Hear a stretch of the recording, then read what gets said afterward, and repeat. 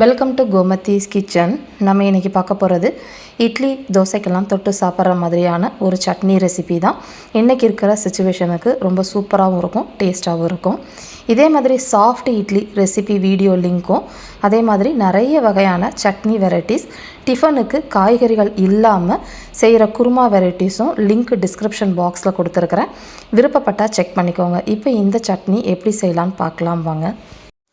கோமதிஸ் கிச்சனை சப்ஸ்கிரைப் பண்ணாதவங்க சப்ஸ்கிரைப் பட்டனை ப்ரெஸ் பண்ணிக்கோங்க. உடனுக்குடனே அப்டேட் வேணும் அப்படின்னா பக்கத்தில் இருக்க பெல் பட்டனில் ஆல்ங்கிற ஆப்ஷனை மறக்காமல் ப்ரெஸ் பண்ணி வச்சுக்கோங்க. இப்போ இந்த சட்னி செய்கிறதுக்குன்னு பார்த்தீங்கன்னா, ஒரு பேனில் 1 டேபிள் ஸ்பூன் அளவுக்கு எண்ணெய் சேர்த்துருக்கிறேன். இதில் 1 டேபிள் ஸ்பூன் அளவுக்கு கடலைப்பருப்பை போட்டுட்டு நல்லா ஒரு செவக்கிற அளவுக்கு வறுத்து எடுத்துக்கோங்க. லைட்டாக செவந்துக்கிட்டு இருக்கப்பே பார்த்தீங்கன்னா, ஒரு 6லேருந்து 7 வெள்ளைப்பல்லு பூண்டை போட்டுட்டு அதிலே வதக்கிக்கலாம். இந்த அளவுக்கு செவந்து வதங்கினதுக்கப்புறமா ஒரு மீடியம் சைஸில் உள்ள தக்காளி 2 தக்காளி எடுத்து நடுவில் இருக்க கெட்டி பகுதியை மட்டும் எடுத்துகிட்டு இந்த சைஸில் கட் பண்ணது 1 கப் அளவுக்கு எடுத்துருக்கிறேன். எல்லாம் நல்லா கடலைப்பருப்பு செவந்ததுக்கப்புறமா இதில் சேர்த்துக்கோங்க.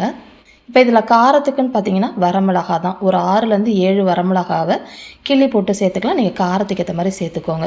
சட்னிக்கு தேவையான அளவு 1/2 டீஸ்பூன் கல் உப்பு போட்டுட்டு நல்லா இந்த அளவுக்கு குழப்பாக வதங்கினதுக்கப்புறமா கொஞ்சமாக கொத்தமல்லி இலைகள் சேர்த்துருக்கிறேன். உங்கள்கிட்ட கருவேப்பிலை இலைகள் இல்லை புதினா கீரை இருந்துச்சுன்னா அது கூட சேர்த்துக்கலாம். இந்த அளவுக்கு வதங்கி வந்ததுக்கப்புறமா அடுப்பை ஆஃப் பண்ணி ஆற வச்சுட்டு தண்ணி ஊற்றாமல் அரைச்சிக்கலாம்.